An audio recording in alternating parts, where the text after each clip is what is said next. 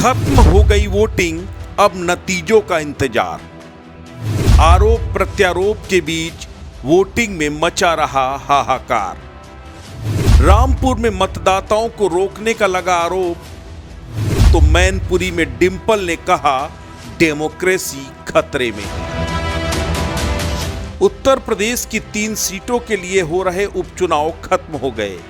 Mainpuri Lok Sabha seat को लेकर सबसे ज्यादा गहमा गहमी रही। अखिलेश यादव ने सरकार पर आरोपों की झड़ी लगा दी। सीधे तौर पर कहा सत्ता के इशारे पर लोकतंत्र को बंधक बना लिया गया है। बीजेपी ने सपा को हराने के लिए पूरी सरकारी अमला काम कर रहा है। सपा के वोटरों को वोट डालने नहीं दिया जा रहा। रामपुर में सपा के वोटरों को बाहर नहीं निकलने दिया जा रहा। मैनपुरी में डिंपल यादव ने भी डेमोक्रेसी पर सवाल उठाया। सीधे तौर पर कहा पुलिस हदें पार कर रही है। सरकार के इशारे पर इस चुनाव का माहौल बनाया जा रहा है। ये सवाल इस देश की डेमोक्रेसी पर है, क्या इसी तरह से चुनाव होंगे? पूरी तरह से कोशिश की जा रही है प्रोवाइड करने की कि वोट परसेंटेज कम पड़े, कि वोट डम कर ले जाएं ये लोग जी। और यहाँ पे जो लोग हैं जो वो बड़े ही मायूस दिख रहे हैं। ना चाहते हुए भी उनको ये सब काम करना पड़ रहा है, तो वो लोग बहुत मायूस हैं। आप शिकायतों के बाद पोलिंग बूथों का देखने के लिए निरीक्षण कर रही हैं? जहाँ से हमें कंप्लेंट आ रही है वहाँ पहुँचने की पूरी कोशिश कर रहे हैं। आप सदर में यहाँ पहुँची इस तरह की? ऐसा नहीं है कि लोग चाहते हैं कि सच्चाई के साथ दें।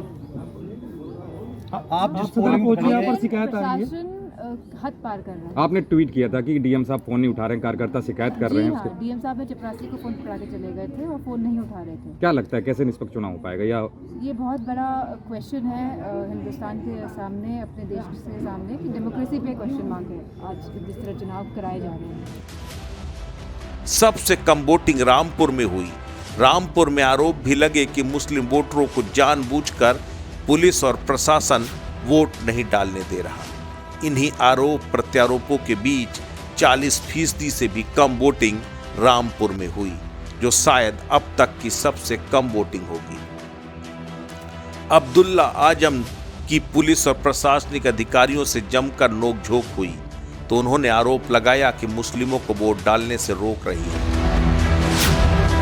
खतौली में भी वोटिंग के दौरान आरएलडी और बीजेपी के कार्यकर्ताओं के बीच नोकझोंक हुई, लेकिन सबसे ज्यादा मैनपुरी में सबकी निगाहें टिकी थी। अखिलेश और डिंपल के साथ ही पूरे परिवार ने वोटिंग की, लेकिन उसके बाद बीजेपी सरकार पर अखिलेश ने संगीन आरोप लगाए। वहीं बीजेपी का कहना है कि हार सामने देखकर समाजवादी पार्टी बहानेबाजी कर रही है, बौखला गई है, इसीलिए आरोप लगाया रही है।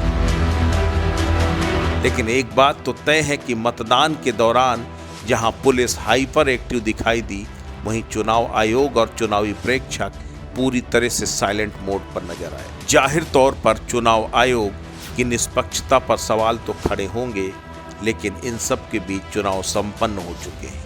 अब इंतजार सिर्फ नतीजों का है, लेकिन ये भी तय है कि नतीजे किसी के पक्ष में भी आए, आरोप तब भी लगेंगे।